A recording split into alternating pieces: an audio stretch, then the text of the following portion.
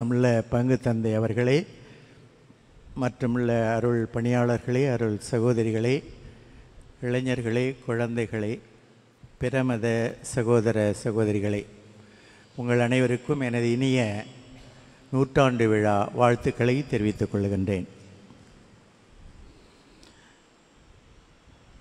நமது பாசத்திற்கும் நேசத்திற்கும் உரிய நமது வில்லியனூர் மாதா அன்னை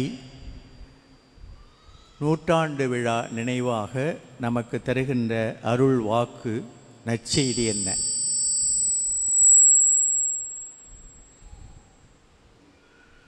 நீங்கள் என்னைப் போலவே கடவுள் மீது,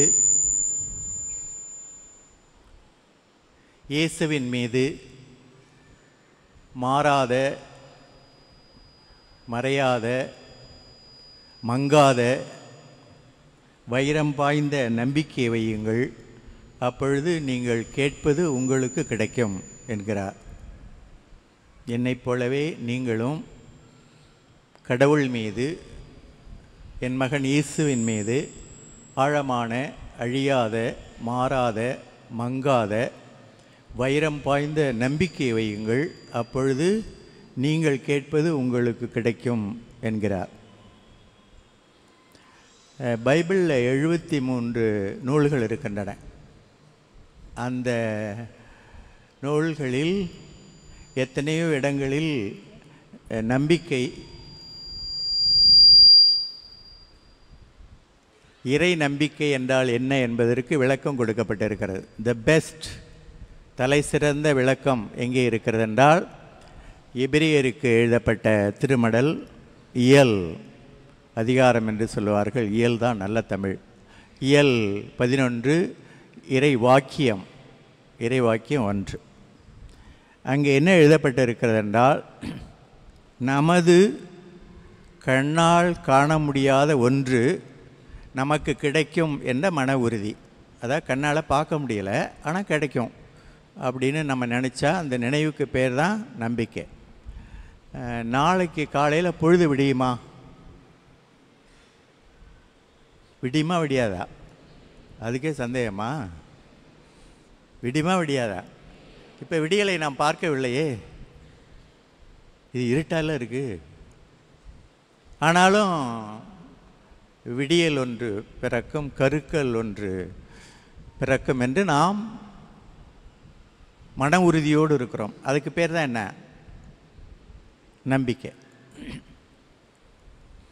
3 விளக்கங்கள் கொடுக்கிறேன், ஏதாவது ஒன்றை தெரிந்து கொள்ளுங்கள். ஒரு 2 வயது குழந்தை, எங்கே குழந்தைங்களும் காணும், தூங்குறாங்களா? 2 வயது குழந்தை அதை கொஞ்சம் உயரமான இடத்துல நின்றுட்டு அந்த குழந்தையை சிராட்டி பாராட்டி பாலூட்டி கண்களை விளக்காக்கி கரங்களை தொட்டிலாக்கி குருதியை அமுதாக்கி இரவெல்லாம் பகலாக்கி வளர்க்கின்ற தாய் இப்படி கையை நீட்டுறாங்க. போய் சாயுமா சாயாதா? வில்லியனூர் குழந்தைங்களாம் சாஞ்சிரும். அம்மா கையை நீட்டினா, கைகளை நீட்டினா போய் சாயும். மேனாள் கும்பகோணம் ஆயர் கையை நீட்டினா சாயுமா? சந்தேகம்தான். நான் ஒரு நாள் பஸ்ஸில் அங்கி போட்டுட்டு உட்காந்துருந்தேன். அது தப்பாங்க. ஆனால் ஒரு குறும்புத்தனம் செய்வேன் எல்லா இடத்துலையும். யாரை பார்த்தாலும் ஹாய் அப்படின்னு சொல்லுவேன். அங்கே ஒரு 3 வயசு பொண்ணு, அவளை பார்த்து சும்மா இருக்கக்கூட ஹாய்னா அழ ஆரம்பிச்சிட்டான். ஏன் அழுதானா? நான் ஒயிட் அண்ட் ஒயிட்டில் இருக்கிறேன்ல, ஊசி போட வந்திருக்கேன் டாக்டர்னு. அந்த பொண்ணோட அம்மா ஒரு தடவை அந்த பொண்ணை பார்க்குறா, ஒரு தடவை என்ன பார்க்குறா. ஆஹா, என்னமோ நடக்க போகுது அப்படின்னு நினச்சிக்கிட்டு இருந்தேன். கடைசியில் அந்த அம்மா என்ன தெரியுமா சொன்னிச்சு? அழாதடி அழாதடி, இதுக்கு மேலே அழுதுன்னு வச்சுக்கோ. தா உட்காந்துருக்காரு பாரு, என்ன தா உட்காந்துருக்கா பாரு, அவர்கிட்ட உன்னை பிடிச்சி கொடுத்துருவேன். நான் என்ன புள்ள பிடிக்கிறவனா? அதுக்கு மேலே நான் ஏன் சிரிக்கிறேன்? சில பேர் சிரிக்கிறதே இல்லை, எங்கேயே சிரித்து வாங்கி கட்டியிருக்காங்க. ஆனால் அம்மா கையை நிட்டா சாஞ்சிரும். இந்த உணர்வு இருக்கும் பாரு, என்னை பெற்றெடுத்த தாய் என்னை கைவிட மாட்டாள் என்ற உள் உணர்வு. அதை அவ்வளோ விளக்கி சொல்ல முடியும். அந்த உணர்வுக்கு பேர் தான் நம்பிக்கை. இது கடைசி விளக்கம். ஒரு குட்டி கதை. ஒரு பெரிய ஊர், அந்த ஊரில் இருந்த ஒரு பெரிய வீடு பற்றி எரியுது, திடீர்னு பற்றி கொண்டது. அதுக்குள்ளே அம்மா, அப்பா, 5 வயது சிறுவன். இந்த அம்மாவும் அப்பாவும் ஒடியாந்துடுறாங்க வெளியில். அந்த 5 வயசு சிறுவன் உள்ளே மாட்டிக்கிறாங்க. வெளியில் நின்றுக்கிட்டு அவங்க அம்மாவும் அப்பாவும் கத்துறாங்க, பிள்ளையை காப்பாற்றுங்க, என்ன பிள்ளையை காப்பாற்று. ஊரில் உள்ளவங்களாம் ஒடியாந்தாங்க, யாரும் உள்ளே நுழையலை. ஏன்னா அப்படி நெருப்பு. அப்போ அங்கே வந்த ஒருத்தர்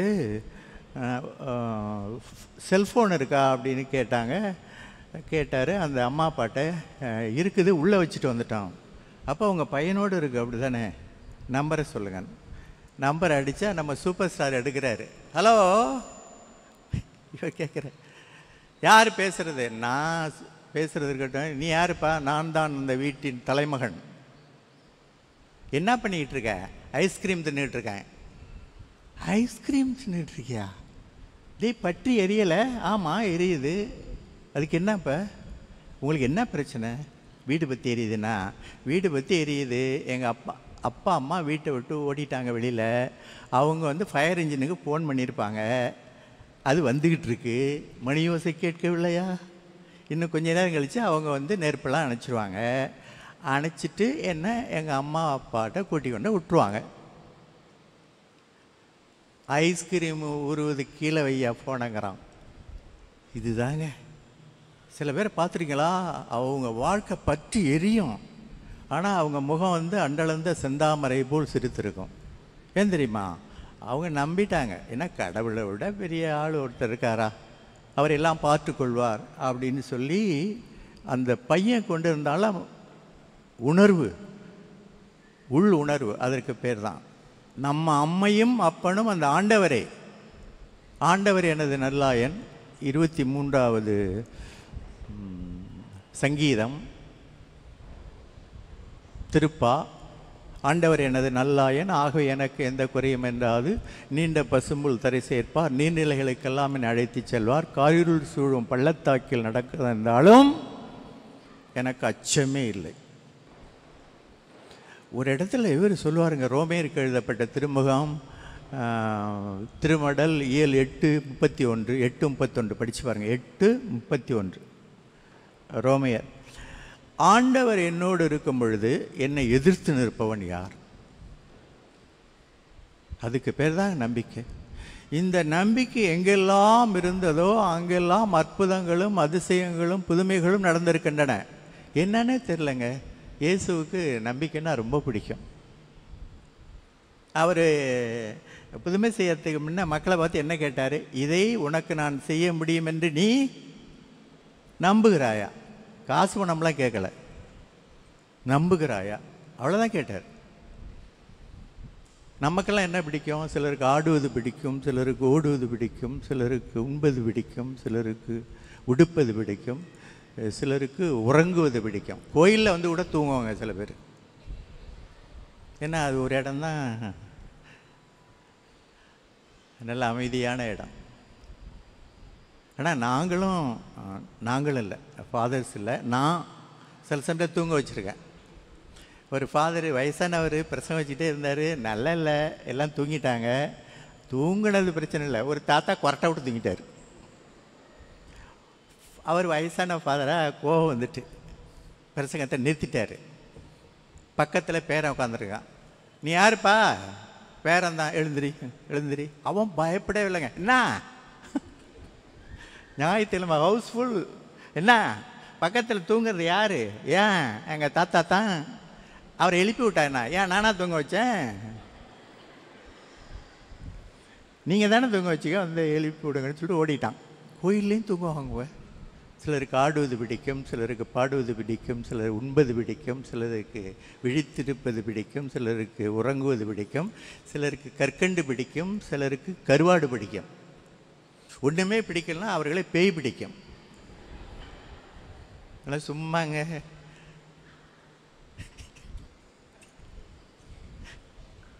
எது மேலேயாவது ஆசை இருக்கும், என்ன சொல்கிறதுக்கு வைக்கப்படுவோம். ஆனால் ஜீசஸுக்கு நம்பிக்கை தான். இயேசு ஒரு சூப்பர் ஸ்டாராக மட்டும் இல்லை, அவர் கடவுள், அவரால் ஆகாது ஒன்றுமில்லை என்று நாம் மனதுக்குள் நினைத்தால் அந்த இடத்திலே புதுமை நடக்கும். இன்னைக்கு நம்ம வாழ்க்கை எப்படி இருக்குது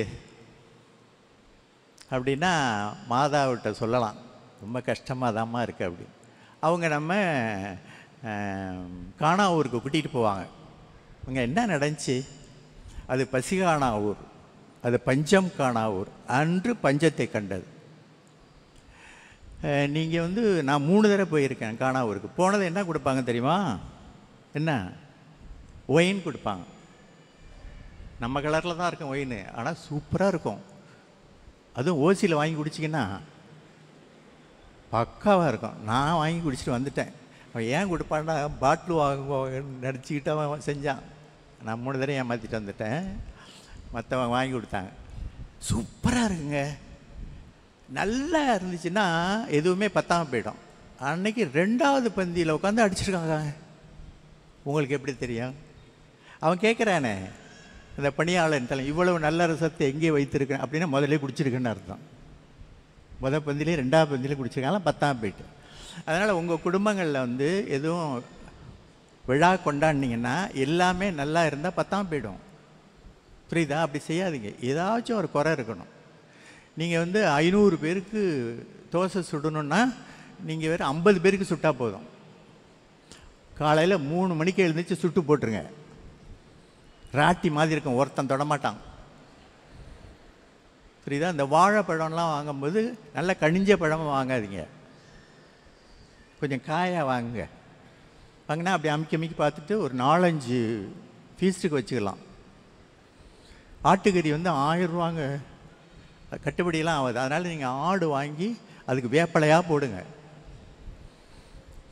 அன்னைக்கு அருந்து அந்த ரத்தத்தை பொரித்து வைங்க. அது கசக்கம், பாதி பேர் எழுச்சி போயிடுவான்.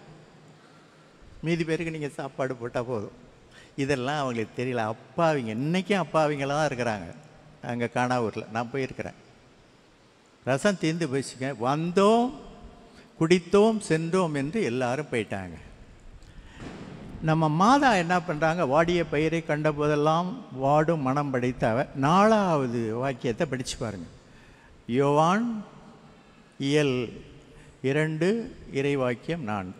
ஜீசஸ் என்ன சொல்வார்னா, உங்களுக்கும் எனக்கு என்னம்மா, இன்னும் நேரம் வரல அப்படின்னு சொன்னார்ல, சும்மா இருக்க வேண்டியதானே. 7வது வாக்கியத்தில் 6 கற்சாடுகளையும் தண்ணீரால் நிரப்புங்கள்னாரு. மாறியது நெஞ்சம், மாற்றியது யார்? அந்த மாதாவுடைய பரிந்துரை தான். அம்மா கேட்டாங்க, நேரமாவது 1வது புதுமை செஞ்சாருங்க. இவங்க எங்கள் அம்மா என் மேலே இவ்வளவு நம்பிக்கை வச்சுருக்காங்க, நான் எதுவும் செய்வேன்னு நினைக்கிறாங்க. அந்த நம்பிக்கை தான் ஜீசஸ் மனதையே மாற்றியது. நம்பிக்கையால் கடவுளுடைய மனதை கூட புரட்டி போட முடியும். நமக்குன்னு ஏதாச்சும் ஒரு திட்டம் வச்சுருந்தான்னு அந்த திட்டத்தை கூட மாற்றுவார், நம்ம அவர் மேலே நம்பிக்கை வச்சா. இன்றைய சமுதாயத்தில் எல்லாரும் சந்தோஷமாக இருக்காங்களா? அந்த காலத்தில் கலகலன்னு சிரிச்சிக்கிட்டு இருப்பாங்க. இப்போ 4 வயசு பையன் கன்னத்தில் கை வச்சுட்டு உட்காந்துருக்குறான். என்ன நடந்தாலும் கன்னத்தில் கையை வைக்கக்கூடாது. ஏன்? கப்பல் கவர்ந்தாலும் கன்னத்தில் கையக்கூடாது. ஏன்? நீச்சல் அடிக்க முடியாது, அதனால் கன்னத்திலலாம் கை வைக்கக்கூடாது. 2 எல்கேஜி பையன் பேசிக்கிறான், லைஃப் எப்படிடா இருக்குன்னா, போர் அடிக்குதுடா அவனை. என்னடா பள்ளியோடம் போனால் அந்த மிஸ் வாயில் விரல வைக்க சொல்லுது, அது மட்டும் பேசிக்கிட்டே இருக்கு. சரி, பேசாமல் இருக்கிறதா வாழ்க்கை போல இருக்குன்னு வீட்டில் பேசாமல் இருந்தால் எங்கள் அம்மா தெர்மாமீட்டரை வாயில் வைக்கிறாங்க. எதுக்குன்னு கேட்டால் கலகலன்னு பேசிகிட்டு இருப்பேடா ராசா, ஏண்டா இப்படி இருக்க, உடம்பு சரியாட கேட்குறாங்க. பேசுகிறதா பேசாமல் இருக்கிறதா பிரச்சனைங்க. சின்ன பையனுக்கு கூட பிரச்சனை, அமைதி இல்லை. 5 வயசு பையன் வேளாங்கல்ல காணா போயிட்டான். விடுவாங்களா அவங்கள? அனௌன்ஸ்மெண்ட் போகுது. 5 வயது சிறுவனை காணவில்லை. அடையாளங்கள்: ஆள் குட்டை, கட்டம் போட்ட சட்டை, தலை மொட்டை. எங்கே இருந்தாலும் அழைத்து வாருங்க. நாங்கள் 5 வருஷம் பங்குமாராக இருந்திருக்கேன்ல, எங்கே இருந்தாலும் அழைத்து வரேன். இவன் எங்கே தெரியுமா உட்காந்துருந்தான்? கடற்கரையில் உட்காந்து கம்மன் அடிக்கிறான் பாருங்க.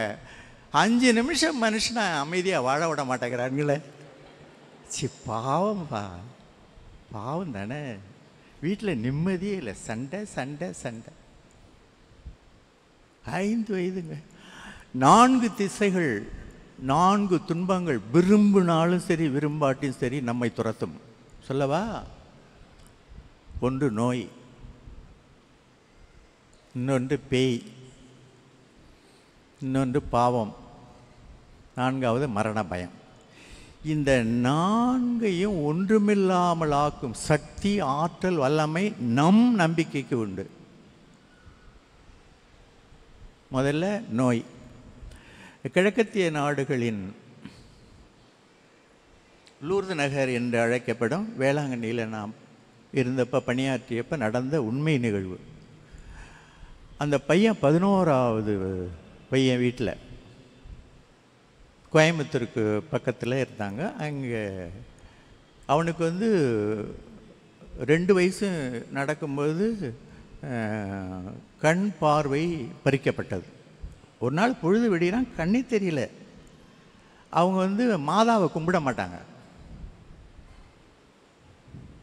பக்கத்தில் உள்ளவங்க சொல்கிறாங்க, உங்கள் பிள்ளையை தூக்கிட்டு 7 வருஷமாக எங்கெங்கேயே போகிறீங்க, வேளாங்கண்ணி மாதாட்ட வேண்டிட்டேன் என்ன அப்படி.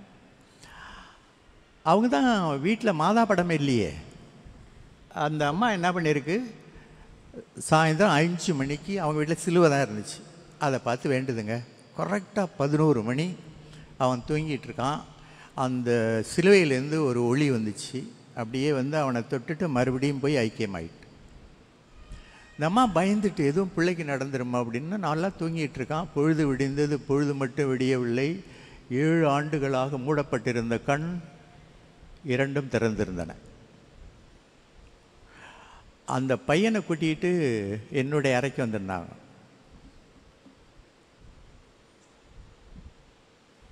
நான் கண்டதையும் கேட்டதையும் உங்களுக்கு சொல்லுகிறேன், நம்புங்க. நீங்கள் என்ன மதம், என்ன ஜாதி, என்ன நிறம், என்ன மொழி, என்ன நாடு ஒன்றும் பார்க்க மாட்டாங்க. மாதா ஒன்றும் பார்க்க மாட்டார். ஜீசஸ். நம்பிக்கை இருக்கா? நீ நம்புகிறாயா? புதுமை நடக்கும். 2வது பேய். இதுவும் அங்கே தான் நடந்துச்சு. எனக்கு பேய்னா பயம், ஆனால் பேய் ஓட்டுறதுக்கு ஆசை. அதனால் பக்கத்தில் இருந்த ஃபாதர்கிட்ட சொன்னேன், உங்களுக்கு பேய் வந்தால் சொல்லுங்கள், நீ நல்லா ஓட்டுறீங்க, எனக்கு கற்றுக் கொடுங்கண்ணே. ஒரு நாள் என்னை எஃப்னு தான் கூப்பிடுவாங்க. எஃப் வா, ஆந்திரா பேய் ஒன்று வந்திருக்கு. அது 26 வயசு இருக்கும் அந்த பொண்ணுக்கு. அவங்க அம்மா வந்திருந்தாங்க. நான் உள்ளே போய் உட்காந்துட்டேன். ஏன்னா ட்ரைனிங் கொடுக்குறாருல, போய் உட்காந்தேன். உட்காந்து தான் வந்தால் பாருங்கள், அந்த சேரை பிடிச்சி இழுத்து போட்டு உட்காந்து சம்மணங்குட்டி போட்டுக்கிட்டு அவர் ரெடியாக இருக்கிறாரு. யார்? அந்த ஃபாதரு. இதை போட்டுக்கிட்டு ஸ்டோலை போட்டுக்கிட்டு தீர்த்தம் தெளிக்கிறதுக்கு. இந்த பொண்ணு அவரை பார்த்து வெள்ளை அங்கேயே போட்டுக்கிட்டு தண்ணியை தெளிச்சா ஓடிடணும். பார்த்தியா? நான் எத்தனை பேரை பார்த்துருக்கேன். எனக்கு பாதி உயிர் போயிட்டு. நான் பட்டம் வாங்கி அப்போ தான் 3 மாதமாச்சு. இவர் என்ன செஞ்ச, அந்த அதட்டுற வேலையெல்லாம் இங்கே வச்சுக்கிறாரு, இதுக்கு மேலே ஏதாச்சும் பேசணும், நடக்கிறத வேற அப்படின்னு இவர் சொல்கிறாரு. அதுக்கு அந்த பேய் சொல்லுது, எங்கே தண்ணியை தெளி பார்ப்போம். தண்ணியை தெளிச்சேன்னு வச்சுக்கோ, நீ செஞ்சதெல்லாம் சொல்லிவிட வேண்டிச்சு. அவ்வளவுதான். அவருக்கு கையும் ஓடலை, காலும் ஓடலை. நான் தான் முதல்ல வெளியில் ஓடினேன். ஏன்னா நாங்கள் இங்கே இழுப்பூரில் கிராமத்தில் மாங்காய் திருண்ணு தேங்காய் திருண்ணு சொல்லிவிட்டேன். அப்புறம் எப்படியோ கொஞ்சம் கொஞ்சம் பயம் போயிட்டு இருந்துச்சுங்க. ஒரு நாள், பயப்படாதீங்க, ஒரு நாள் என்னை விட்டுட்டு மற்ற 6 ஃபாதர்ஸும் தியானம் பண்ணுறதுக்காக தஞ்சாவூர் போயிட்டாங்க. நான் மட்டும்தான் இருக்கேன். நான் முன்னையெல்லாம் பேய் வந்துச்சுன்னா அந்த கடைசி ரூமுக்கு போயிடு அப்படின்னு அனுப்பிட்டேன். அன்றைக்கி யாரும் அனுப்ப முடியாத. அன்னைக்கு ஒரு 70 வயசு ஃபாதரு, ஒரு 3 வருஷம் பட்டம் வாங்கின ஃபாதரும் உட்காந்துருந்தாங்க. இவங்களை வச்சு மேனேஜ் பண்ணிடலான்னு சொல்லிட்டு வந்துச்சுங்க ஒரு பேய். நான் என்ன செஞ்சேன், நீ சாக்கரிஸ்டி கொண்டுட்டு போங்க வா அரேன்னு சொன்னாங்க. இது தப்பாங்க. அவர் 2 அடி எடுத்து வச்சுட்டு என்னை பார்த்து வர்றியா வா வான்னா, நானே பயந்துட்டு கிடக்கிறேன். நீ வர்றியா வாங்க. நான் என்ன நினச்சேன்னா, இந்த வயசான அவர் போகலாம்ல, ஒரு 30 வருஷம் ஆச்சுல. அவர் சொல்கிறாரு, அது சும்மா போனாலும் பரவாயில்ல, வர்றியா வாங்குது. இவர் ஐடியா கொடுக்குறாரு. இவர் பரவாயில்லைங்க, இந்த ஆசாமி இருக்காரே, இவர் என்ன தெரியுமா சொன்னார், நீங்கள் 7 பேர் இருக்கிறீங்க, உன்னை அடித்து போட்டாலும் மற்ற 6 பேரும் பங்கை பார்த்துக்கலாம். உன்னை கேட்டேனா? அன்னைக்கு வேண்டியிருக்கேன் பாருங்க, இது வரைக்கும் அப்படி வேண்டதே இல்லை. அவ்வளவு நம்பிக்கை. மாதாவை எத்தனை புதுமை செய்கிற ஜீசஸ் அந்த பேயை ஓட்டிட்டு சாக்ரிஸ்டில் போய் கொண்டுட்டு வந்து உட்கார வச்சுட்டு உட்காந்துட்டு அவளை இங்கே அழைத்து வாருங்கள் அப்படின்னா, இந்த பயந்தால் தான் நல்ல தமிழ்லாம் வரும், அல்லாட்டி இந்த வாங்கல் போங்கல் கொள்ளுங்கள் டிவி தமிழ் தான் வரும். வந்து நின்னா குட் மார்னிங் ஃபாதர். எனக்கு சந்தேகம், கிண்டல் பண்ணுறாளா இல்லை பேய் ஓடிட்டா? இந்த நீ தானே ஆடின? ஆம், நாம் தான் ஆடினோம். பண்மையில் பேசாத, உரிமையில் பேசு அப்படின்னு சொல்லி, ஏன் ஆடினேன்? பிரகாசமாக இருந்தாங்க மாதா, ஆடணும் போல் இருந்துச்சு, ஆடினேன். இப்போ எப்படிமா இருக்குது? இப்போ பேயெல்லாம் ஓடிட்டு ஃபாதர். அப்படி போயிட்டு வரவா? மகராசி. இந்த வேளாங்கண்ணியை விட்டு எவ்வளவு சீக்கிரம் போக முடியுமோ அவ்வளவு சீக்கிரம் போயிட்டு வாங்கணும். நம்பிக்கைங்க. யார் மந்திரிச்சாலும் பேய் ஓடிடும். இது மாதிரி இடத்துல வில்லியனூர் இருந்தாலும் சரி, யாராவது நம்பிக்கை தான். அப்புறம் பாவம். அந்த காலத்தில் வந்து 3 வயசானா 1 டிக்கெட் எடுக்கணும் பஸ்ஸில். கண்டக்டர் வர்றாரு, இந்த பையன் லெஃப்ட் ஹேண்டை வச்சு அந்த அம்மா அமுக்குது. ஏம்மா அமுக்குற? அப்பநாட்டமே இருக்கான் பாரு, சும்மாறா, கண்டக்டர் வர்றாரு. கண்டக்டர் வந்தால் என்னம்மா ரொம்ப தேவை, சும்மா கிட்ட வந்து தான் டிக்கெட் எடு அப்படின்னாரு. அந்த அம்மா அந்த அங்கே கையை வச்சு அமுக்கிட்டு இருக்கிறது யார்? மவன்தான். என்ன வயசு? 2.5. அவன் மெதுவாக எழுந்திரிச்சு 4மா. நீ என்ன அர்ச்சந்திரன் வீட்டுக்கு அடுத்த வீட்டுக்காரனாடா, சும்மா தொலைஞ்சு போகிறா. எடுத்தாச்சு. எடுத்துட்டு அப்புறம் பிளாக்மெயில் பண்ணால் அதெல்லாம் கதையாக வரும். இந்த அம்மாவுக்கு தெரியாது. தெரியுங்க, அறிந்து தெரிந்து புரிந்து உணர்ந்து தப்பு செஞ்சிச்சு.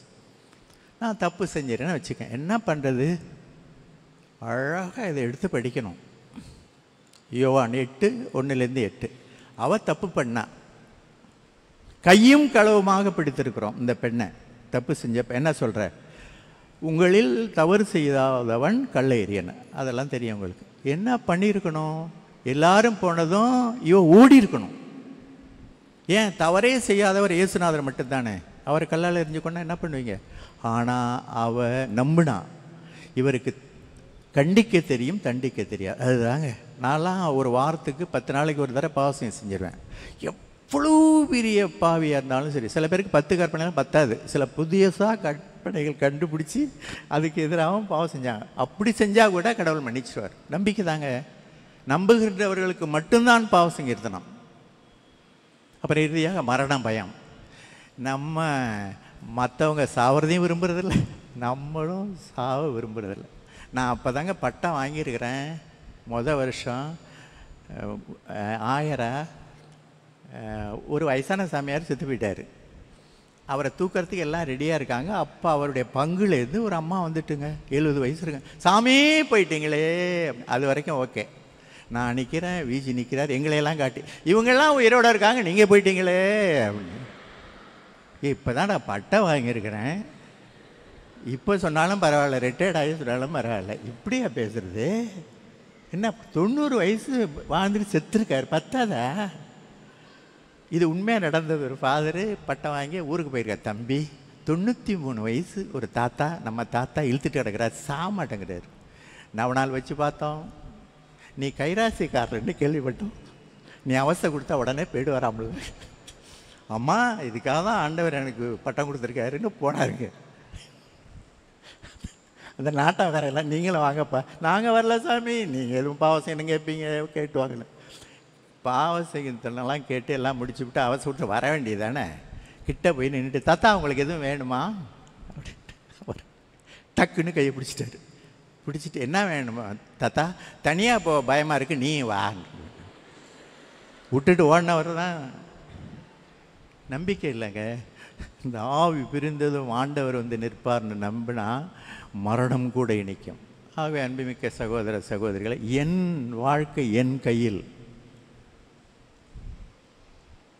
ஆகவே துன்ப நேரத்தில் மாசில் வீணையும் மாலை மதியமும் வீசுதண்டலும் வீங்கின வேளினும் மூசு வண்டரை பொய்கையும் போன்றது ஈசன் எந்தை இடையடி நிலை என்று பாடி, இன்ப நேரத்தில் நீ எல்லால் வேறு தெய்வம் இல்லை, எனது நெஞ்சை நீ வாழும் இல்லை, தாயாகி அன்பு பாலூட்டி வளர்த்த தந்தையாய் நின்றன் சிந்தை கவர்ந்தாய் என்று சொல்லி இயேசுவின் காலடியில் சரணாகதி அடைவோம். அப்பொழுது மாதா போவாங்க நமக்கு வரம் கேட்க. உன் குழந்தையிடம் நம்பிக்கை இருக்கிறதா என்று கேட்பார் இயேசு. ஆம் என்று சொன்னால் நம் வாழ்க்கையில் அற்புதங்களும் அதிசயங்களும் புதுமைகளும் நடக்கும். எல்லாரும் எழுந்து நின்று நம்பிக்கையோடு நமது தேவைகளெல்லாம் ஆண்டவரிடம் எடுத்து சொல்லுவோம்.